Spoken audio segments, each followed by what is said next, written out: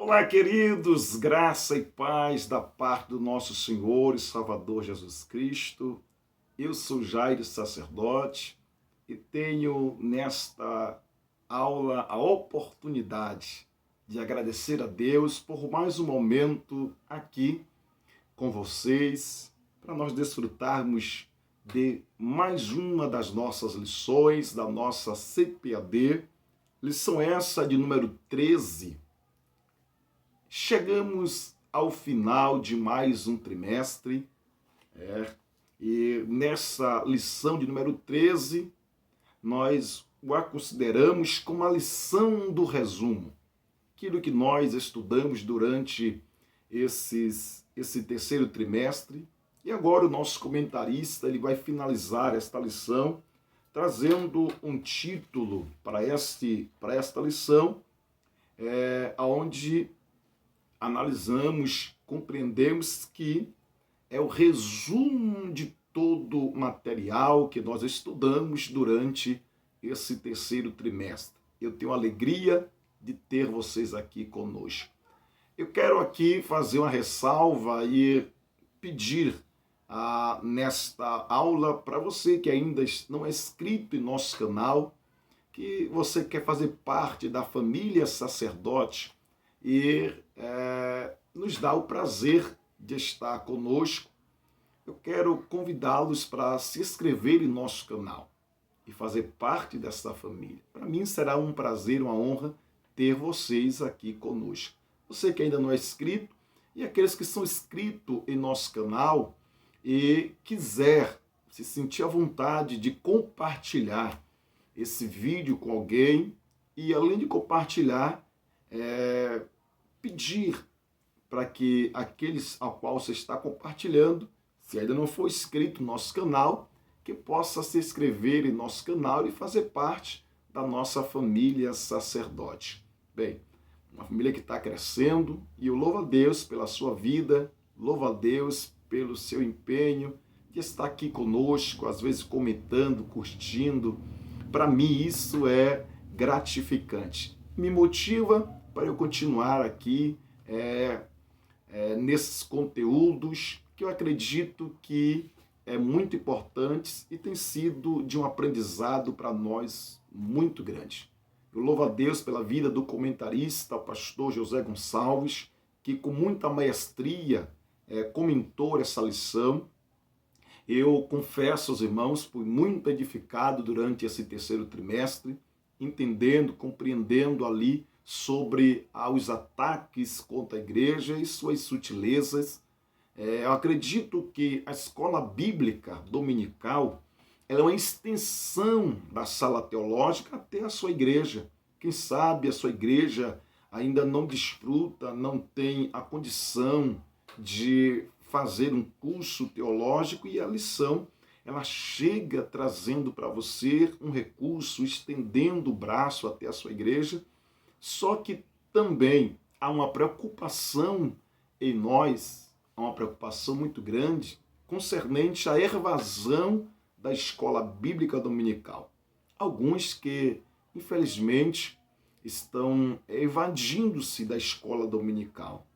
E eu acredito, eu uso uma frase de Charles Spurgeon, quando ele diz que quem cessa de aprender, logo também cessa de ensinar. Quem não semeia nos estudos, não pode colher no púlpito. E quando se levanta para falar, a sua fala não terá relevância.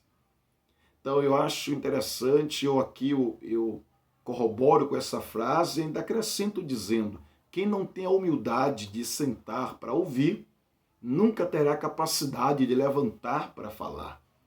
Então, quando eu olho para esse contexto, eu me sinto aqui na obrigação,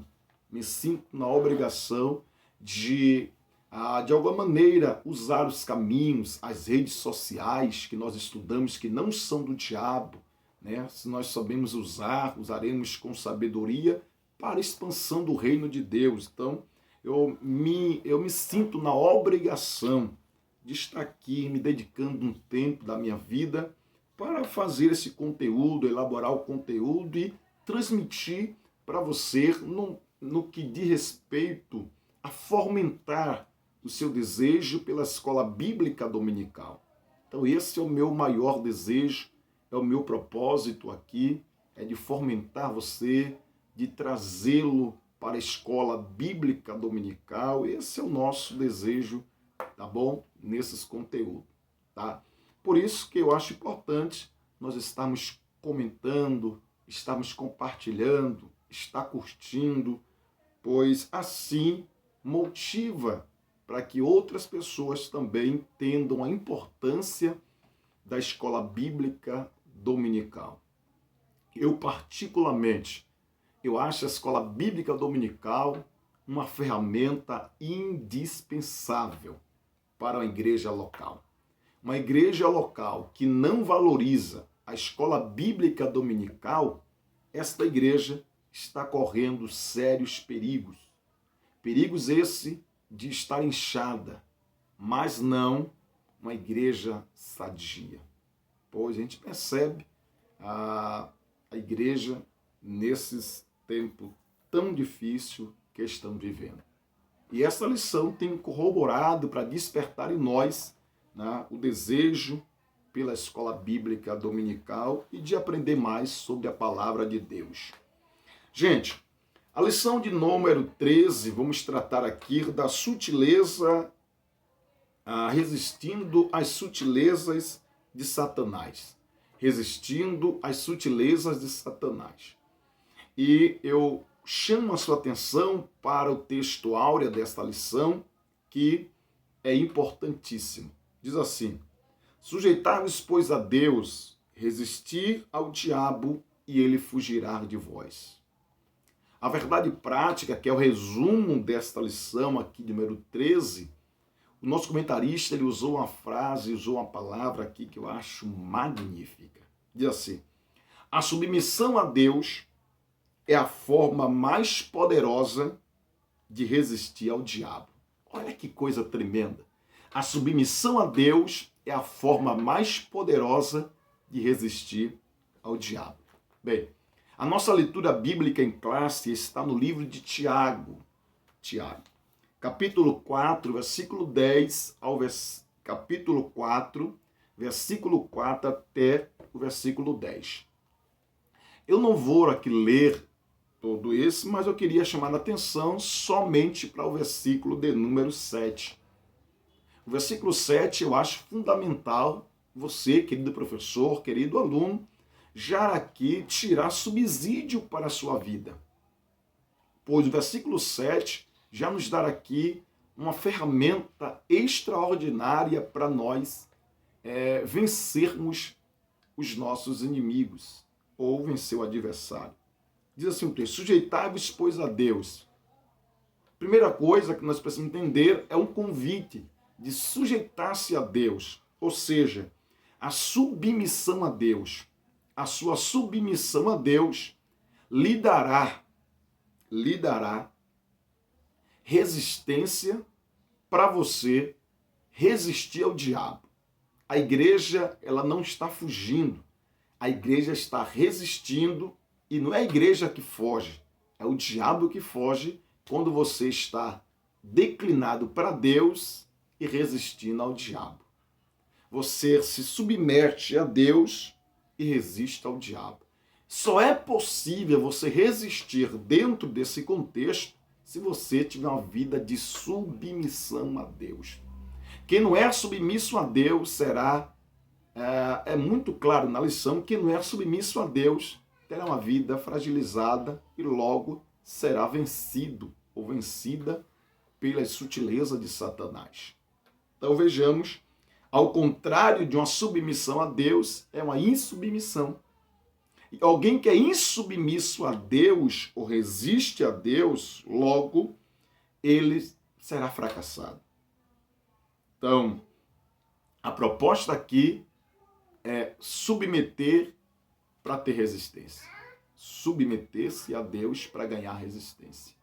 Então, entre debaixo da submissão. Não vá por esses fiéis que está aparecendo por aí. acredite em Deus e se submeta-se a Ele. Bem, nesta lição, queridos alunos, queridos professores, você que está me acompanhando aqui, nesta lição nós teremos 4 objetivos específicos, porque eu costumo falar que todo ônibus que sai da sua garagem para fazer o seu itinerário, ele tem o objetivo, os pontos onde vai parar e até o final do seu itinerário. Como também o avião que sai do aeroporto, o objetivo dele é pousar em outro aeroporto, então ele tem o seu itinerário, ele tem os seus objetivos. Logo, também conosco, nesta lição, não é diferente. Nós temos aqui os objetivos a ser traçado para que haja na mente dos nossos alunos uma compreensão cognitiva, para que haja uma lucidez na mente dos nossos alunos, para que de fato ele possa não só se receber informações, mas absorver o aprendizado. Então, aqui nesta lição, a gente vai de forma muito clara estabelecer 4 objetivos que está na nossa lição, para que o aluno facilite a sua compreensão e seja de maneira simples para ele. Primeiro objetivo da nossa lição aqui, antes de eu introduzi-la, primeiro objetivo aqui, nossa lição é vamos termos aqui o comprometimento com a vida centrada em Cristo. O primeiro objetivo é o comprometimento com uma vida centrada em Cristo. Primeiro objetivo é se comprometer e ter uma vida centrada em Cristo. E o segundo objetivo, qual é? Além de ter uma vida centrada em Cristo, o segundo objetivo é comprometer-se, ter uma vida comprometida com as Escrituras. Então, observe, primeiro, você tem um comprometimento com a vida centrada em Cristo. Segundo, comprometer-se com as Escrituras. Terceiro, ter um comprometimento com a vida cheia do Espírito Santo. Uma vida cheia do Espírito Santo. Se comprometer em ter uma vida cheia do Espírito Santo. E em quarto e último ponto, nosso comentarista aqui aborda, é o comprometimento com a igreja local. Comprometimento com a igreja local. Observe que todos esses 4 pontos que nós aqui, o objetivo que nós pontuamos, cada um vai entrelaçando-se para que chegue ao seu denominador comum. Se você entender o comprometimento com Cristo, com a sua centralidade, logo você percebe que não há como comprometer-se com Cristo e a sua centralidade sem se comprometer com as Escrituras. E se comprometendo com as Escrituras, logo você se sente na devida obrigação de se comprometer também com a vida no Espírito, uma vida cheia do Espírito. E tendo a vida comprometida no Espírito, logo se percebe que não há condição de você ficar fora da igreja local. Então é algo puxando o outro para que se amarre os nós, para que não tenha nenhuma ponta solta. Então vamos lá para compreendermos. Bem, só que antes eu preciso aqui introduzir esta lição, e nessa introdução a gente vai analisar aqui um ponto interessante. Nosso comentarista ele faz uma introdução, eu aqui fiz um rabisco aqui nessa introdução para que facilite mais para você. Não é que tenha complicado aqui, do ponto de vista para que facilitar mais a sua compreensão nessa introdução. Bem, uma igreja genuinamente evangélica, olha o que está escrito, uma igreja genuinamente evangélica, ela está centralizada em Cristo. Então, uma igreja genuína, autêntica, ela está centralizada em Cristo. Através das Escrituras. Porque não tem condição de você centralizar em Cristo sem as Escrituras. Através das Escrituras. Bem, fundamentando-se a sua fé, a sua fé e as prática e a sua vida de prática, conduta, também nas Escrituras. Porque não tem como a gente fundamentar a fé em quê? Nas Escrituras. E quando nós fundamentamos a nossa fé nas Escrituras, uma vida de prática e fé na Escritura, logo nós desfrutamos de uma vida cheia do Espírito Santo, tendo os membros um comprometimento com a igreja local. Então percebe-se que nessa introdução a gente está aqui visando, enfatizando, né, a respeito desse comprometimento, né, na igreja de Cristo. Bem, queridos, vamos analisar o primeiro bloco dessa lição, primeiro bloco aí que eu acho interessante. Primeiro bloco dessa lição, a gente vai perceber aqui o comprometimento com a vida centralizada em Cristo. Eu poderia aqui abordar o Antigo Testamento, onde Cristo, de maneira figurativa, apresenta-se ali diversas vezes, como, por exemplo, no Antigo Testamento, a gente vai analisar Cristo como noivo, aguardando a sua noiva, Isaac aguardando-se por Rebeca. A gente vai analisar em Êxodo, Cristo como o Cordeiro Pascual.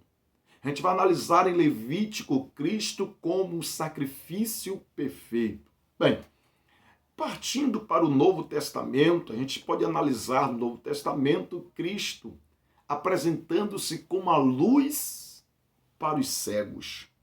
Ele também se apresenta no Novo Testamento como o caminho para os perdidos. Ele se apresenta no Novo Testamento como a água para os sedentos. Ele se apresenta no Novo Testamento como a verdade, mas a verdade que liberta. Então a gente percebe que Cristo aqui ele vai se apresentando, né, como Salvador para esse mundo. E o nosso comentarista ele pontua aqui, né, a centralidade de Cristo como Salvador. E é indispensável isso, a gente não perceber Cristo como Salvador, porque está escrito em João, no texto áureo de João, porque Deus amou o mundo de tal maneira que deu seu Filho unigênito, para que todo aquele que nele crer não pereça, mas tenha a vida eterna.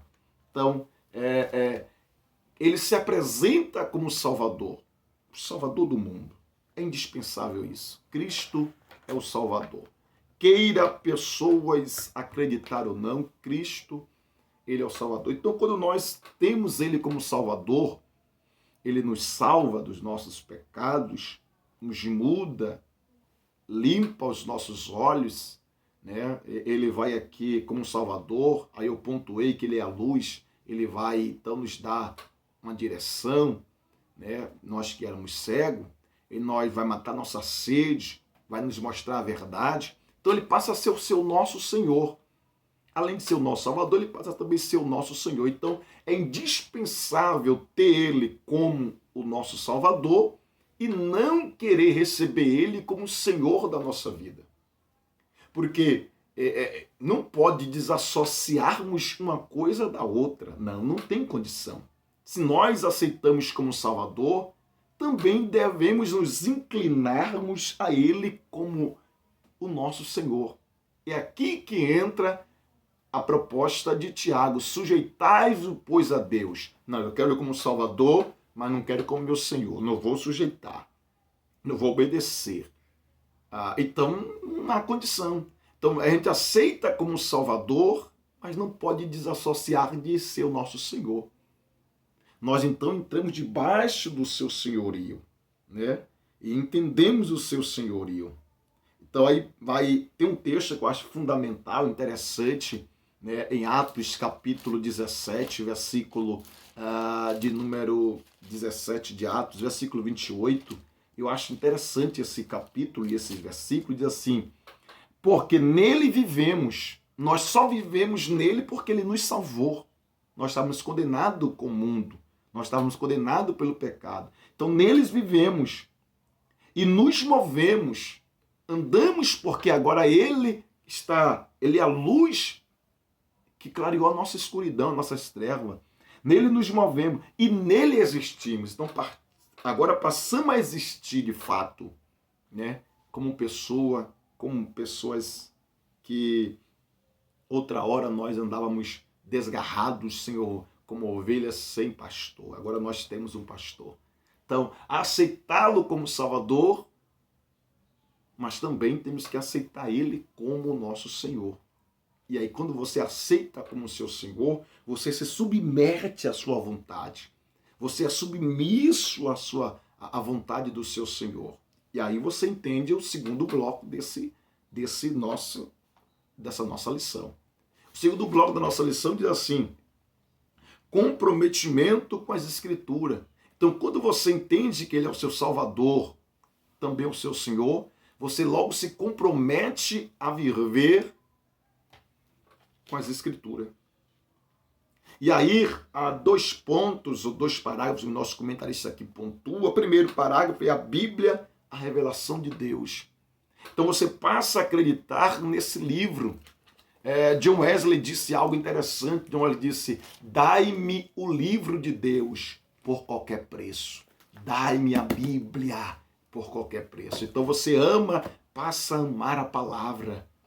Você acredita na palavra, na revelação de Deus. E eu deixo muito claro isso aqui, quando eu enfatizo, alguém não quer acreditar a palavra de Deus como revelação e tenta fazer com que a palavra de Deus caia em descrédito, eu logo deixo aqui João 1:1.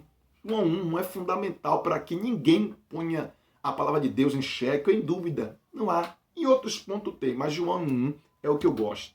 No princípio era o verbo, e o verbo era Deus. Quem é o verbo aqui? A palavra.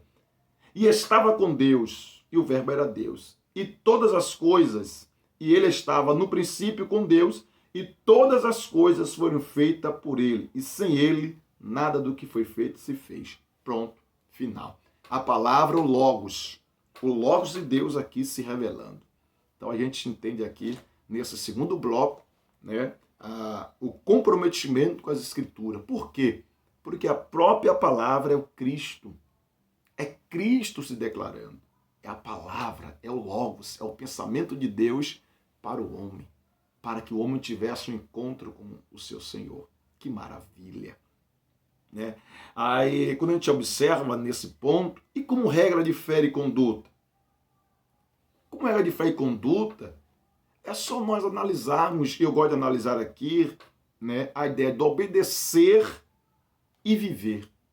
Obedecer e viver. Aí eu gosto de analisar Lucas capítulo 10. Lucas 10 eu acho fundamental para elucidar aqui esse texto, a regra de fé e prática. Então, quando a gente coloca Cristo como central da nossa vida, como Salvador, Senhor, e eu olho e eu vejo que a palavra dele é a revelação de Deus para nós. A revelação de Deus. Ele estava com Deus, ele é a palavra. Então a gente vai analisar aqui Lucas 10, eu vou ler o 27.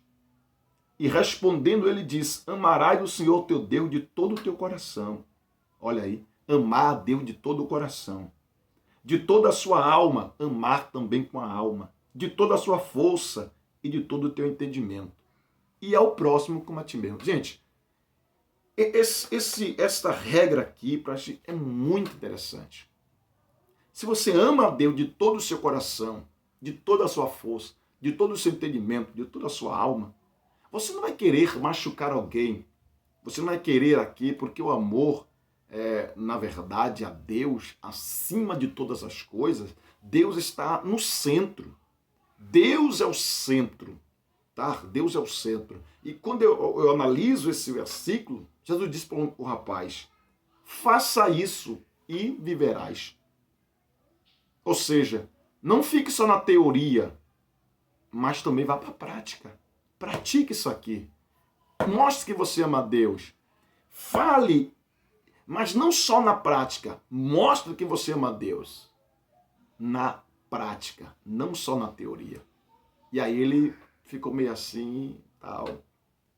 Porque tem gente que quer receber ele como Salvador, não quer receber como Senhor. Por quê? Porque recebendo como Senhor, logo vai puxar para ele viver também o que está escrito na palavra. Acreditar na revelação da palavra.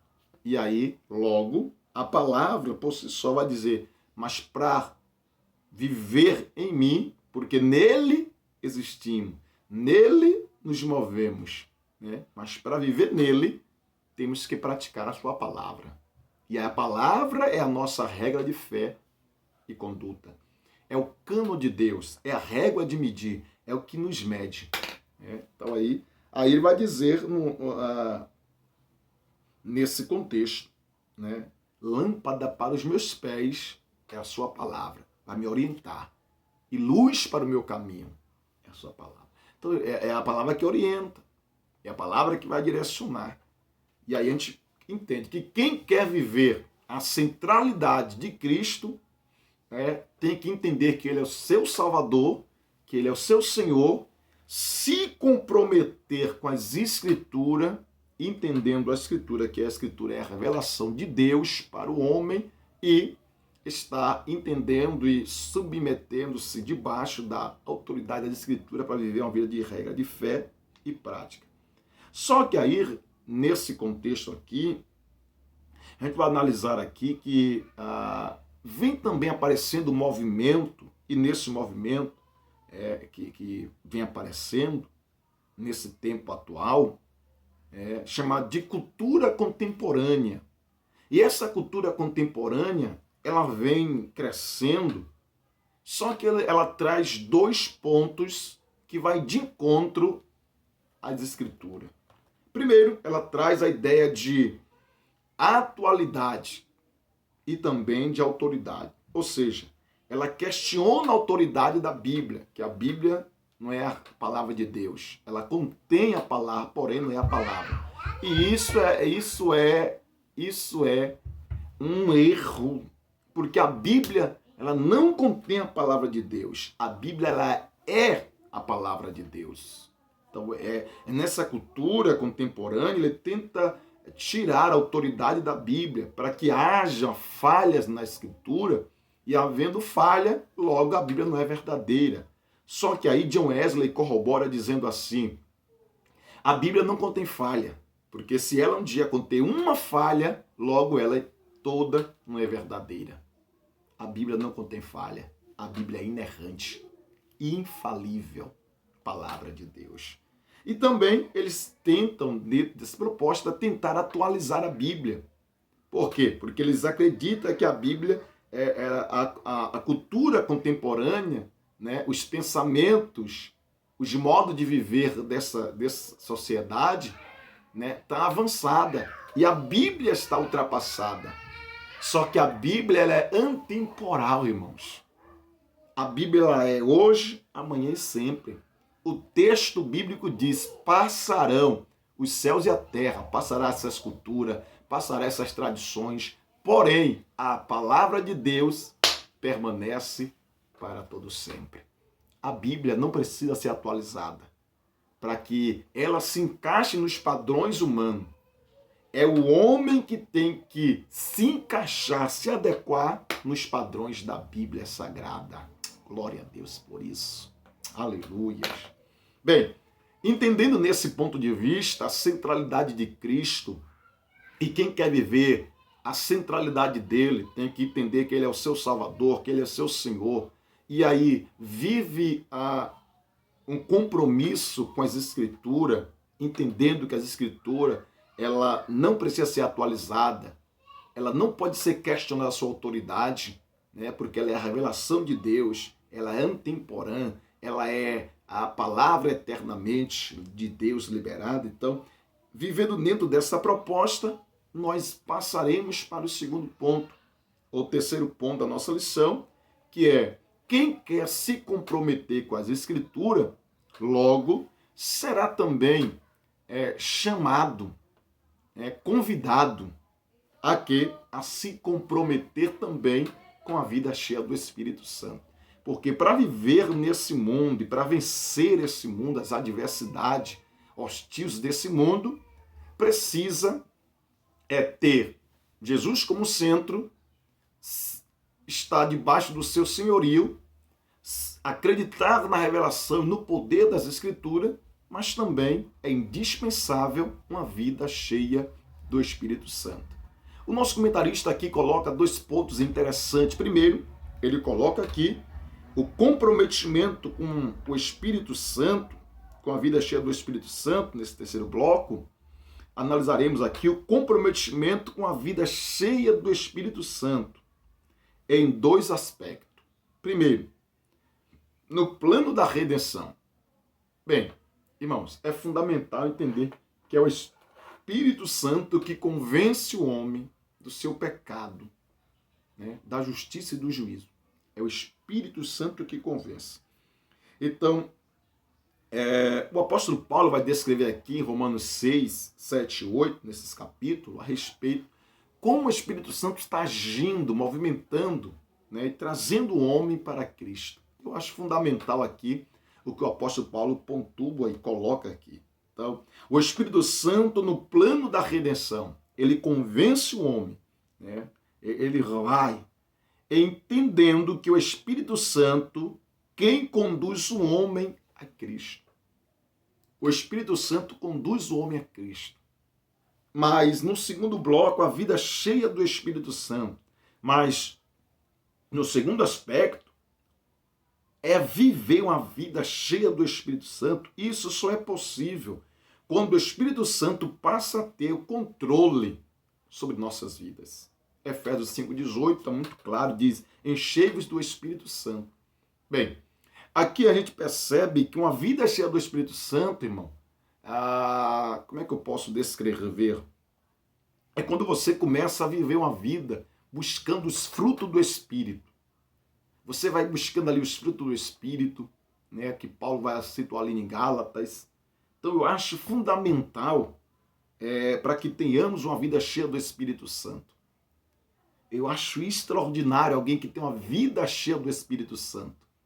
Alguém que se permite esvaziar-se dessas coisas daqui da terra terrena e se encher do Espírito Santo. Só que ele só pode encher aquilo que está vazio.